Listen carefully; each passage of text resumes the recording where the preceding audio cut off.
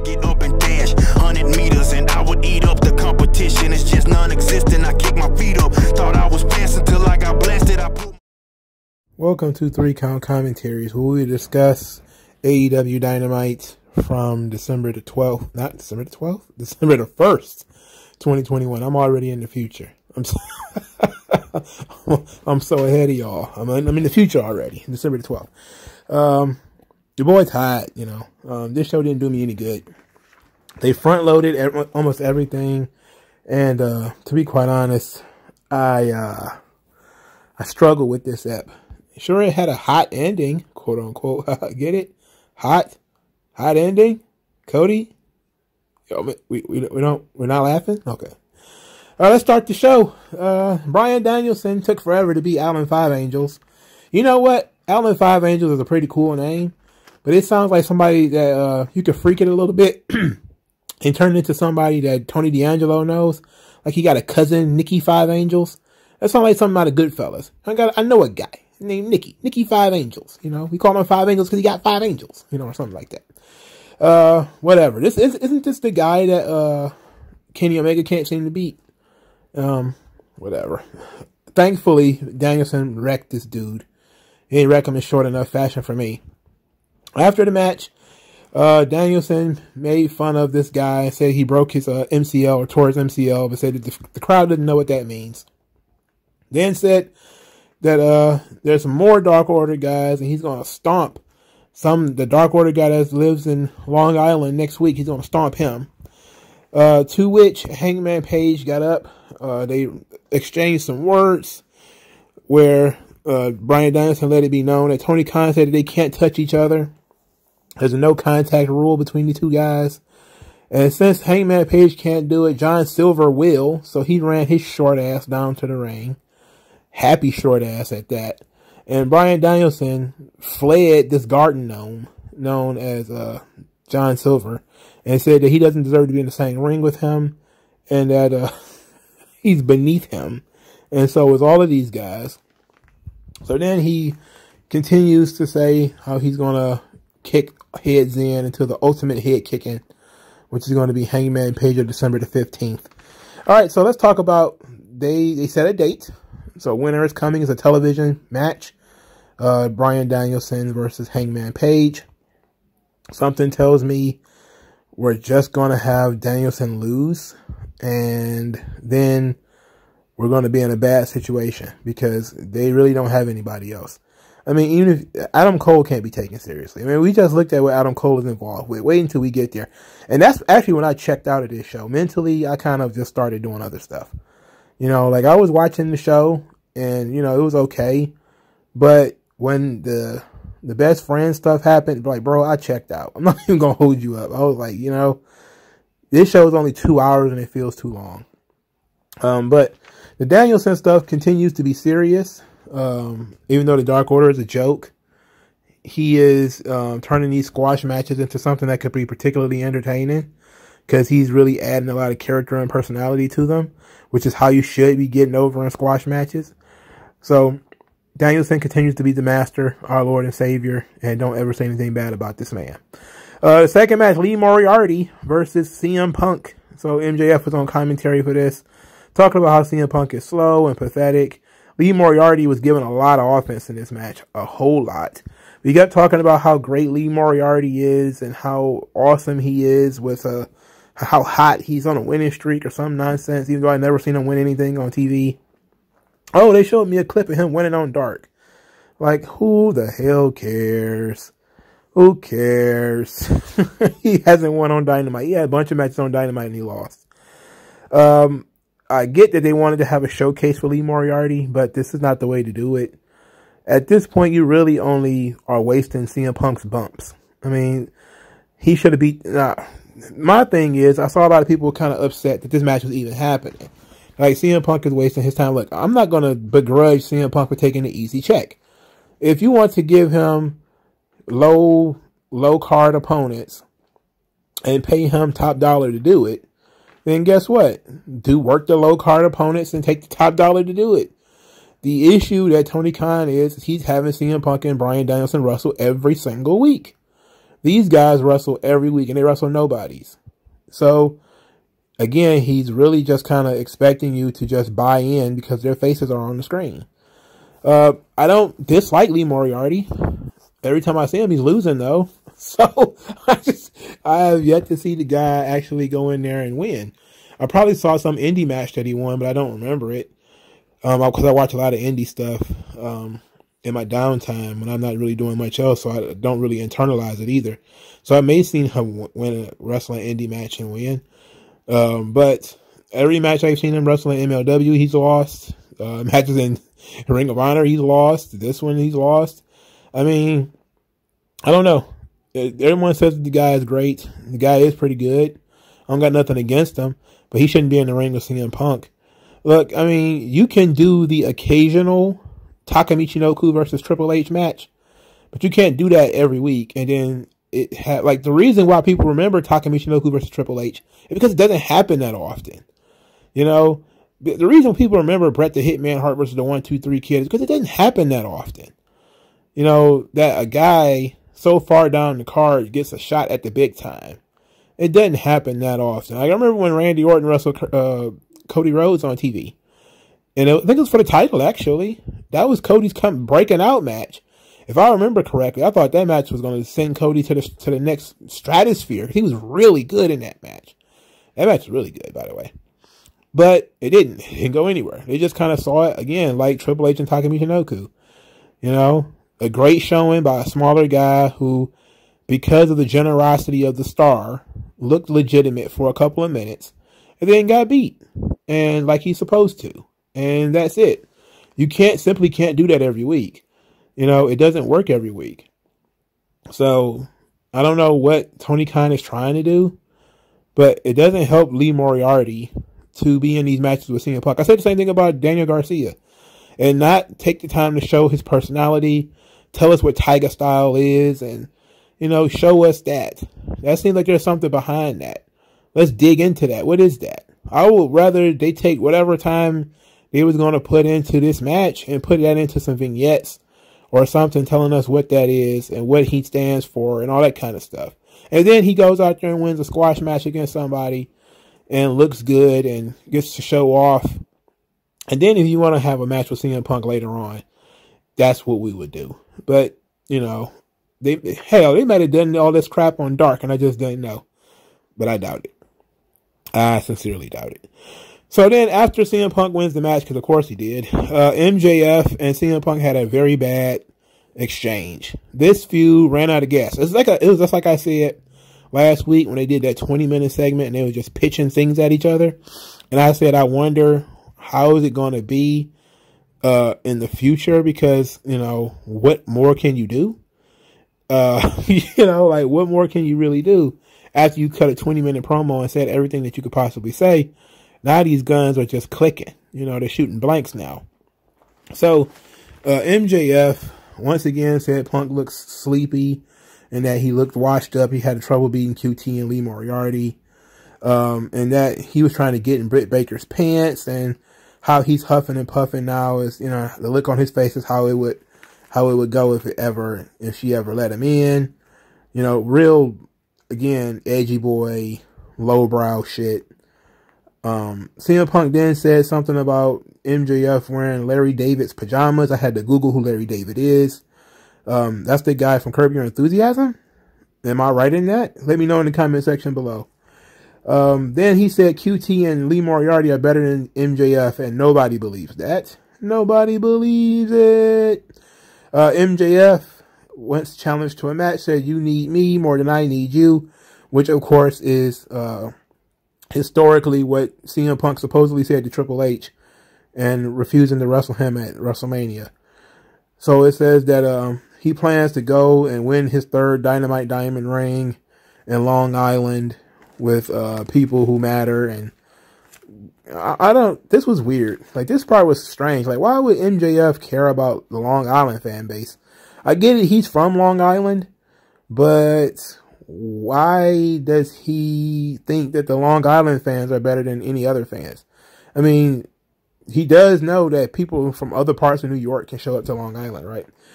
In any event, He then, really scraped the bottom of the barrel by saying he shouldn't bring his dog because if he does, he's going to put Larry to sleep. Larry is the dog's name. Dog Dag Punk is very upset. He leaves the ring to beat up MJF, and Wardlow blocks it. And Punk is very upset that MJF said something bad about his his puppers, his dog, his doggo. Dog dads. MJF seemingly has run out of material. The whole thing was a punchline that led to him talking about putting CM Punk's dog to sleep. And I was just kind of like, I get it that there's a certain amount of people for whom that really matters. But for me, like, you set the bar really high the previous week, and this fell well short of that. Well short. I don't think that they really got anything done this week. So they talked about the Dynamite Dozen, which is, I don't remember what that is. I don't know, it's some kind of a gauntlet or a battle royal or something, where the last two guys are going to fight each other for the Dynamite Diamond Ring. And I'm guessing that's where CM Punk is finally going to get MJF in the match. It's because MJF isn't going to know that CM Punk is in it. And they're going to do a subplot with Taz and Leo Rush. And we're going to get CM Punk versus MJF out of this Dynamite Dozen thing. Okay, sure. I would rather they just announced MJF will fight CM Punk. So, and herein lies the problem with having these guys wrestle every week. Is you're going to have CM Punk and Bryan Danielson both wrestle on that show in big matches. Punk is going to wrestle MJF. And, well, I'm guessing he's going to wrestle MJF at Winter is Coming. And Hangman is going to wrestle Danielson. Those are two big matches. 4 stars against each other. That's a big night for AEW. Would have been nice if we didn't have Danielson and Punk on TV wrestling nobodies every week. Then we actually could have spent some time building up these matches and putting some emphasis on these matches. But I don't know. What do I know? I ain't Booker of the Year. Britt Baker is upset that Riho defeated her, and it was disgusting. Her and Jamie Hayter started sniping at one another about each one of them losing their big match. Then Britt announced that Jamie Hayter will wrestle Riho next week, and if there's anything left, then yeah, Riho will get her title shot. I was like, ugh, I don't care. Adam Cole came out, did his baby, and then went to the announce desk. Orange Cassidy came out, they stared each other down. Then he told him non-verbally to talk to the hand, Orange Cassidy did, to Adam Cole. Then put his hands in his pockets. Adam Cole then stood there like an idiot, while the Young Bucks crept from in front of Orange Cassidy, because he had to come out of the heel tunnel, by the way, and they was right in front of the heel tunnel. So that means Orange Cassidy had to, in some ways, pretend that he didn't see these two dumbasses creeping behind him. He turned around to confront them. They stand in, like, frozen, as if they were caught. Orange Cassidy then starts fake kicking them in the shins. Oh. I was like, man. Adam Cole then hit him in the nuts. And while he was down on his knees, the Young Bucks fake kicked Orange Cassidy in the chest with super kicks. And I wanted to turn the TV off. I'm not even going to front. I wanted to turn the TV off. Like, I'm so tired of this shit, man. I'm tired of this shit. Like, it's not even that the wrestling is bad. It's that this shit is offensive. There's no sense of urgency. There's no sense of danger. There's no sense of anything. It's all comedy horse shit. And it went on too long. Like, it's cool for Orange Cassidy to, to play the bullshit at certain times. When he's cocky and yada, yada, yada. But when he's surrounded 3 to 1, why on earth would he still be doing the fake leg kicks? Why would the Young Bucks be doing the fake kicks? What is the purpose of that? Oh, they're mocking him. Don't they know he's got friends? And then, of course, after they kick him, the best friends show up with chairs and chase them all off. I'm not gonna lie, dog. It was difficult for me to get through the rest of this shit. I was like, all right. So Tony Nese cut a promo. He's not going to win. Who cares? Wardlow powerbombed some guy 4 times. That ruled. Then Spears got in the ring and hit the man with the chair a bunch of times. Wardlow didn't seem too happy about that. He didn't seem to like that Shawn Spears was picking the bones of his assault. I like that Wardlow's gimmick is that he's going to powerbomb guys a bunch of times. That could work, you know. 4 is a lot. I don't want it to get to like cartoonish levels where he's powerbombing guys 17 times or something like that.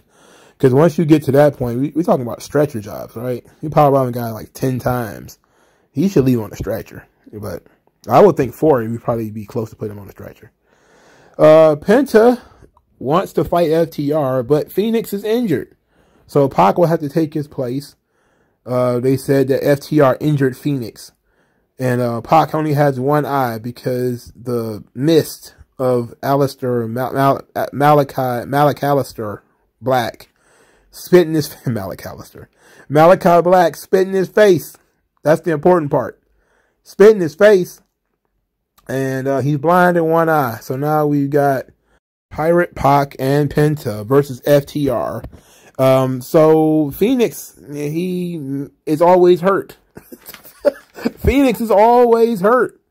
Has there been a time where Phoenix has been able to go a long stretch of time before he actually get hurt? He seems to be hurt literally all the time. That should be something people should be discussing out here, is why is Phoenix always hurt? I know what it is, but somebody, come on. Let's talk about this Phoenix thing, you know? Please, somebody do something. All right, match number 4, Gun Club versus Sting and Darby Allin. This was not bad. This was not bad because I loved the paint of Sting and Darby Allin. The paint was fantastic. Best shit on the show as far as I'm concerned. The new look for Sting, the skeleton Sting, that was tremendous. I loved that. That was fantastic. Darby Allin's torpedo on Billy Gunn, where Billy Gunn looked like he got hit in the face with a frisbee or something like that. It was pretty cool. Gun Club, of course, they suck, but you know, I don't need to tell you that. Sting wins the match with the Scorpion Death Drop. Not a bad showing from Sting. I don't think Sting took a bump in this match. I don't think Sting has taken a bump since he got into AEW. I don't think he's taken a bump in like 8 months. So Sting has been in AEW almost a year now. He's been mostly working tags with Darby, which is probably the right thing to do. They haven't broke out the Sting singles match yet. So, they're doing the right thing, I think. I think Tony Khan's booking of Sting recently, like his booking of Sting when he first started was the shits. Because it was just, Sting is going to talk, Sting talks. And Sting didn't have anything to say. And people just kept interfering. But since they started the tag team thing with him and Darby, it's been pretty good. Because they're not an official tag team, but they kind of are at the same time. You know, they have no tag team name or anything like that. But it's clear that, you know, they choose to be together. And that's pretty cool. So my question is, like, are they going to become the tag team champions? You know, why not? I don't see why you wouldn't do it. Why wouldn't you do Sting and Darby Allin as the tag team champions? If WWE would do it, they would do it for sure. Without question. Chris Jericho claims that he was not out there on Rampage to protect Eddie Kingston. He was there to beat up on 2.0 and Daniel Garcia because he doesn't like them and they don't like him. Then 2.0 and Daniel Garcia jumped him and brutally beat him backstage and slamming things across his head. Made him look like a complete and total putz. The only question I had is, where is the Inner Circle? Where did they go? Were they on hiatus? Okay. All right. Team Taz. Taz did a Steiner Math promo saying the Team Taz 125% chance of winning the Dynamite dozen. Leo Rush came out there and tried to cut a babyface promo, failed miserably. I'm a fighter. You know me. I'm a fighter. Well, and then people finally like, yeah, I guess he's a fighter. He said it. He said it like I should believe it. Then he said that he shouldn't say that he has a 125% chance. That means that Leo has no chance. And he says, I'm a fighter. You know I'm a fighter. I always got a chance. And if I'm going to go down, I'm going to go down with a fight. Then Taz shows some force by having Dante Martin come out there and stare down Leo. And Leo's put on a sad puppy face. Like, how could you, brother? How could you do this to me, man? We were supposed to be brothers. I wonder if y'all know where that movie came from. That line came from. We supposed to be brothers. Yeah, right. Oh, at this point, let's talk about Dasha Fuentes and how much she's better than Justin Roberts. Justin Roberts fucking sucks. Dasha Fuentes is actually good. I actually don't mind female ring announcers. I don't mind it. Lillian Garcia was very good. Alicia Tyler is very good in NXT. Dasha Fuentes is very good as well. I think that Justin Roberts, I don't mind him, but Dasha is, it just sounds fresher with her doing it. Maybe if she did it for like a month or so, I'd probably, be upset about it. But I liked that she did the announcing, especially when it came to the Spanish names, because Dasha Fuentes speaks Spanish, so it was a little bit easier on the ears. And plus, I just don't like Justin Roberts. He's a snitch and a loser. Jade Cargill accepted a challenge from one of Thunder Rosa's students. Thunder Rosa will commentate that match, and then Thunder Rosa came in talking a mile a minute, mixing English and Spanish in ways that should never be mixed. It was like a Kama Sutra of language. I have no fucking idea what she was saying or why, and why she was saying it so fast.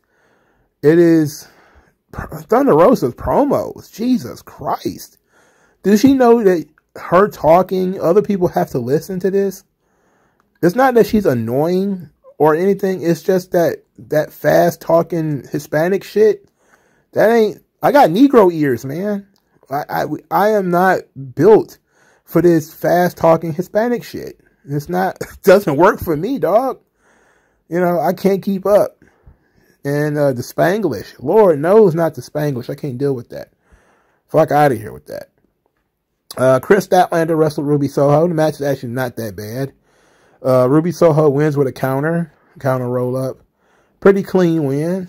I think right decision, I'm guessing. After the match,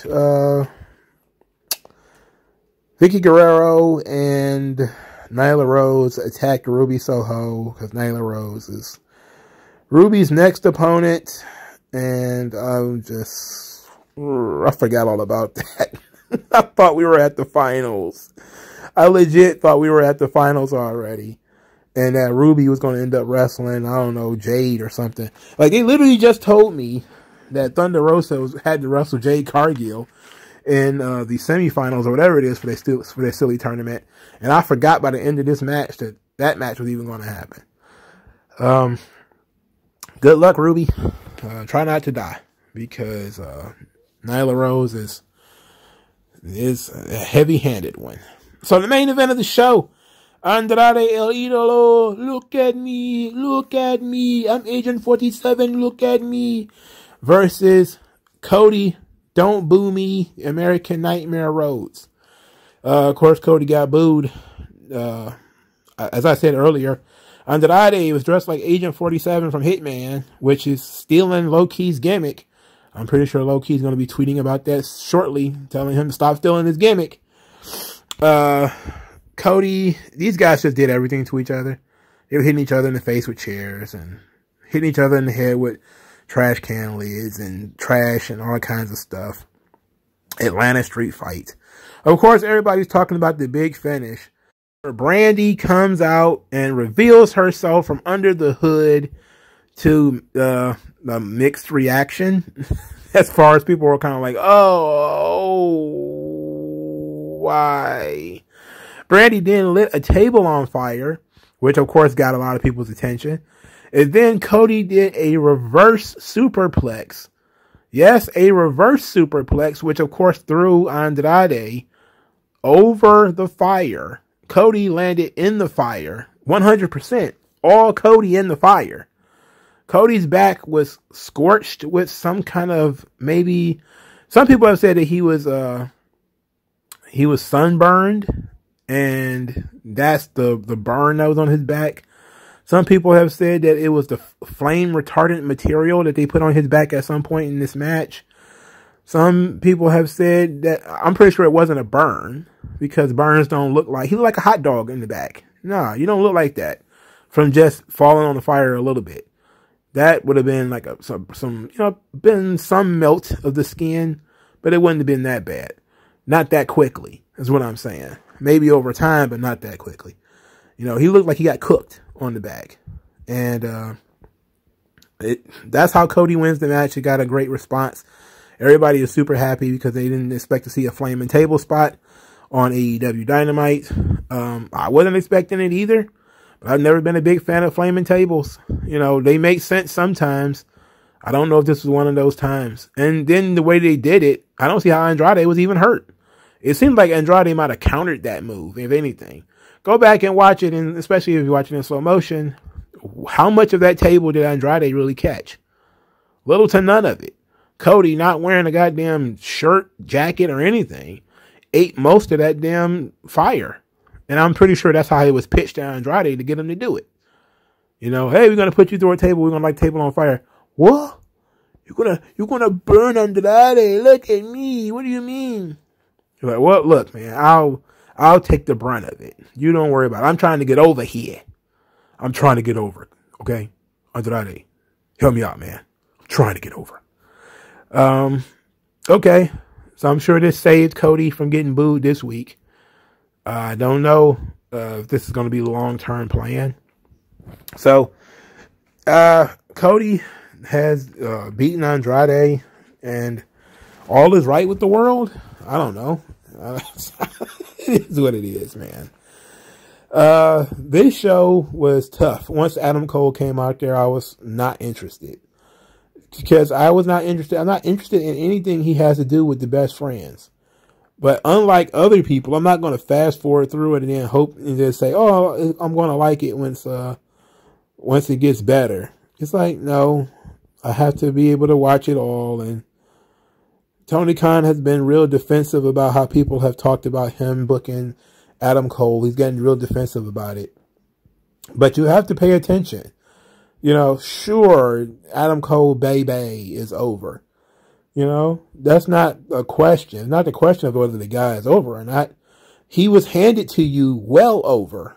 The problem is, have you really benefited from what you were given? And the answer is no. No, you have not. You had a prime opportunity to take this guy to the next level, and you just simply couldn't get it done. Just couldn't get it done. That is the drizzling shits for these people, man. They're ass. And it's because of the storytelling. People care about stories, man. You didn't put Adam Cole in a compelling storyline. I see a lot of folks say to themselves, saying to me on these internets, he's positioned as being the leader of the elite. He's going to replace Kenny Omega. I'm like, really?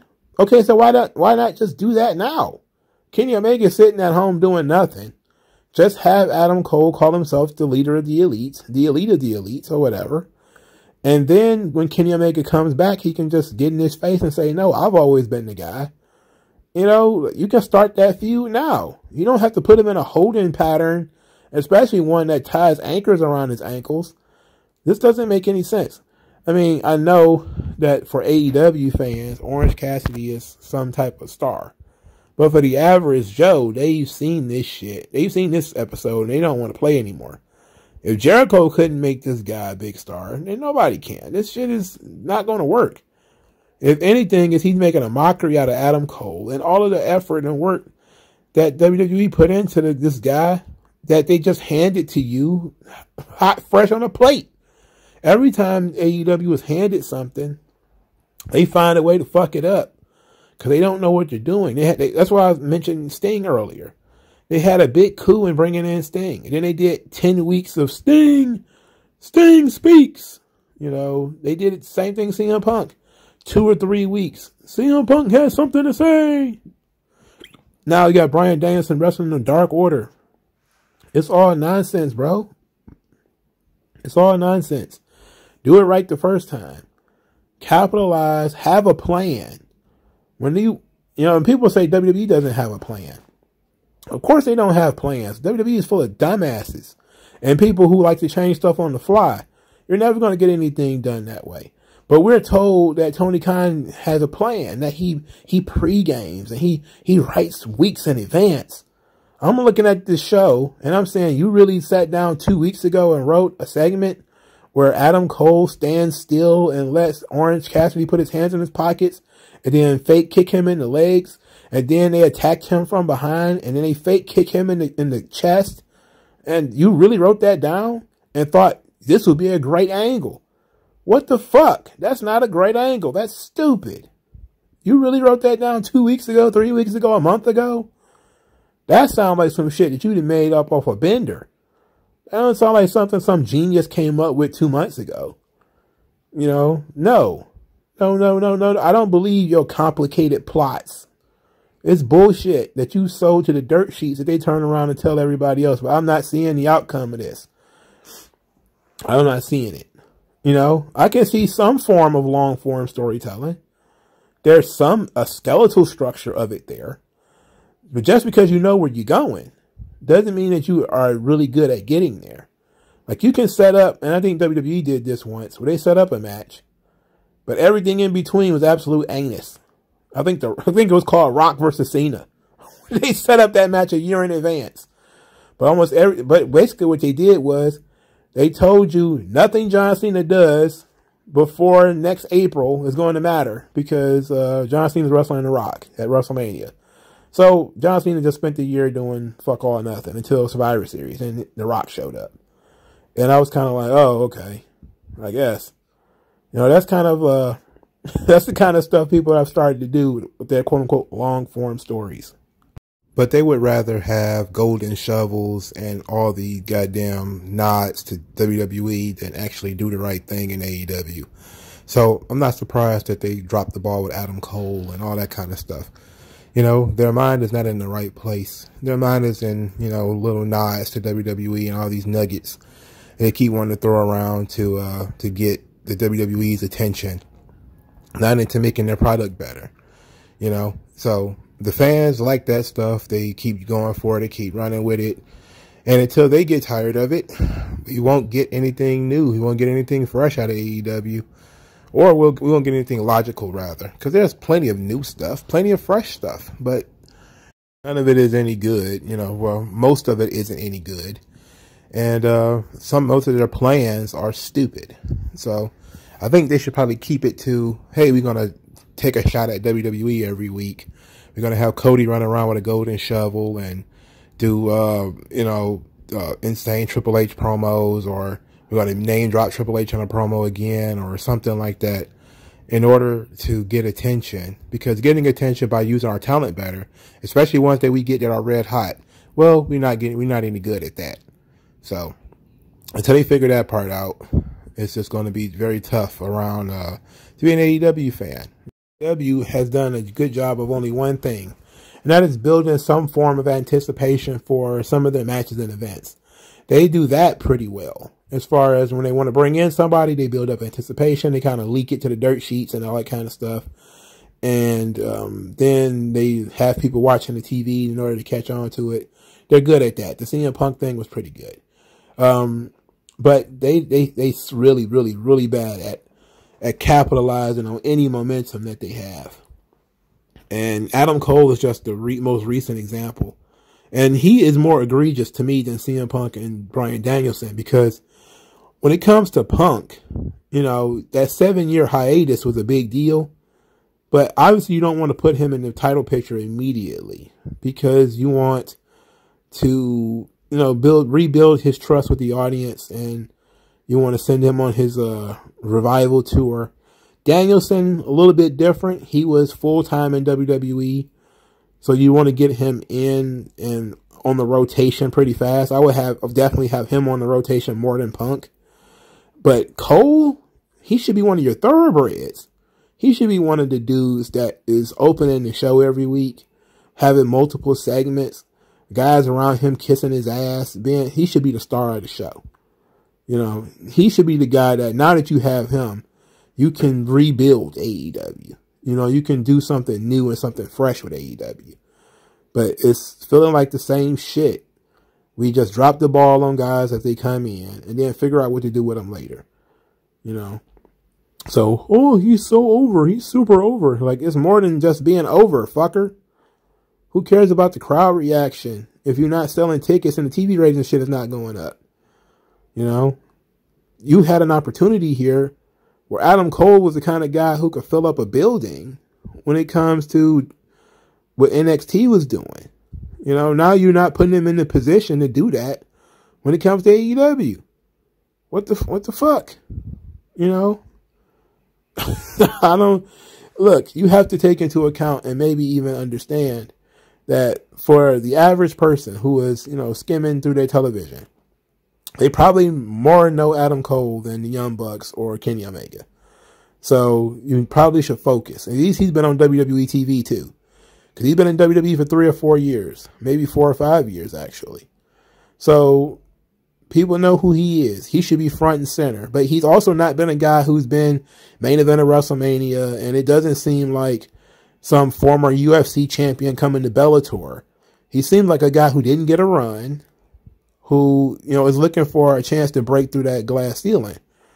You know, kind of like, I don't know, what would be the equivalent? Maybe the Jeff Hardy or a Rob Van Dam. And when they first got to TNA, you know, they felt like they were guys who were really big stars, but Vince just wouldn't go with them. And TNA had a golden opportunity with these guys. And TNA tried their best to, you know, take advantage of those opportunities. But it didn't work, obviously. But it seems like AEW not even trying, you know. They're trying to stick to these silly plans of theirs, and the plans aren't very good. Your plan was to have Bryan Danielson lose to Hangman Page on regular TV. That's a fucking dumbass plan. That's a stupid fucking plan, you know. Even if Danielson won, it's still a stupid fucking plan. You know, change that fucking plan. It should have been somebody else, you know. But what do I know? I hope Cody gets the validation that he wants so badly. And I hope that everybody in AEW gets the validation that they want so badly, because that's really all AEW wants, to be validated. But it does feel like, you know, UFC champions have gone to Bellator and is picking up easy wins because they're not doing a good job of making their roster look or feel in any way competitive when it comes to Danielson and Punk. That's why you don't have them wrestle job guys every fucking week. You know, you put them in there with your top guys and you let them do the dueling promos like Punk and MJF, or the stare downs like with Daniel Bryan and Hangman.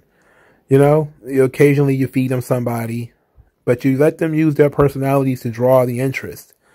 You know, let them use their face and name in order to draw the interest in that product. Don't try to sell people leg kicks and heel hooks. They're not going to care about that. Sell them personality. Sell them, you know, flash. That's what people want, you know. And until AEW starts to do that, I don't see it getting any better. I do see that more people are going to be turned off the more they see guys like Adam Cole get brought in to do comedy. You know, I'm pretty sure there's a lot of people who gave up on Miro because he came in, was brought in to do comedy. You know, it's just like WWE. There's a lot of people who see somebody. I saw somebody talking about Zion Quinn, and they were like, I really wish he hadn't done that sexy boy thing because people would look at him as a badass. And that's kind of what people like. People like badass baby faces. They like badass heels. He would be a badass baby face. But after he did the sexy boy segment, people were kind of like, you know, his aura is diminished. And you know what? They're not wrong. You know? Like, sure, he's a layered character. He can do both. It's like, sure. But at the same time, people are never going to forget that he sang sexy boy and gyrated on TV and was dancing. It's like nobody's ever going to forget that Adam Cole was dressed like a Ghostbuster. You know, don't fucking forget that stuff. You know, it doesn't go away. You know, get it right the first time. All right, let me know what y'all guys think of the show. Comment section. Let it sponsor the show if you can. Like this video. share this video, subscribe to the channel. If you're not already subscribed, thank you guys for your time, and I'll talk to you guys later, man. Peace out.